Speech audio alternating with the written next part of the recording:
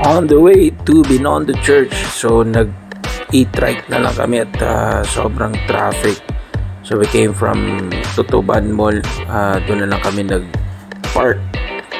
And singil sa e-trike pag ganito, it's around 100 pesos. But since hindi nga makapasok sa mismong mga street, so we've already decided to take an e-trike.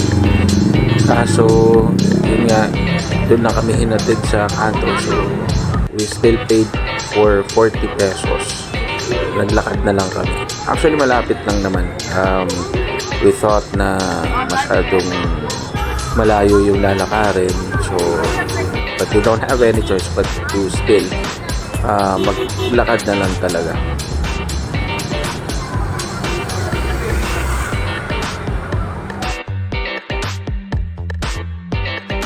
Alright, so we are here in front of Binondo Church, and today is Chinese New Year. So yesterday, ito yung New Year's Eve nila kagabi, and today is the exact New Year ng mga Chinese. So we're here, we're actually looking for yung Shaolong Bao ba yung tawag doon. So dito I think merong bikers somewhere. Oh, is that? Shoutout muna kay Kuya. Salamat po. Let's go. We're gonna go to Ramada Hotel.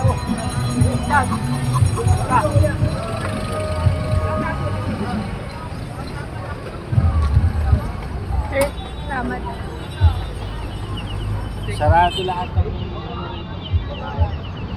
Puto kami, doon ako parada sa Tutuban. Dito ba yun? Kasi ba pag ganyan? Sa akin ang siyak ko.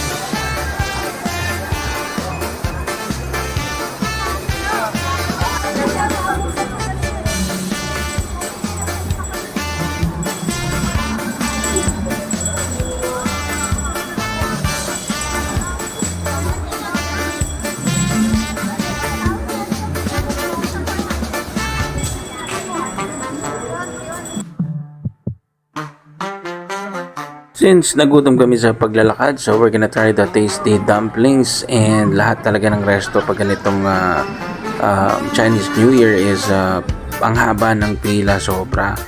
So tatry natin dito, and okay naman yung place, it's cozy. I mean the typical Chinese restaurant, and medyo talaga natatabangan ako sa mga food ng Chinese, pero you know, if you are looking for something na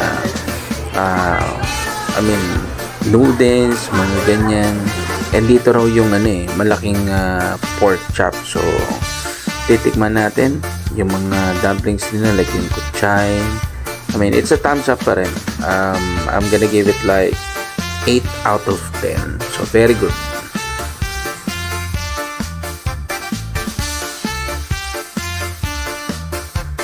So that's it guys. So if you did like my video, so just hit like, share and subscribe. Thank you.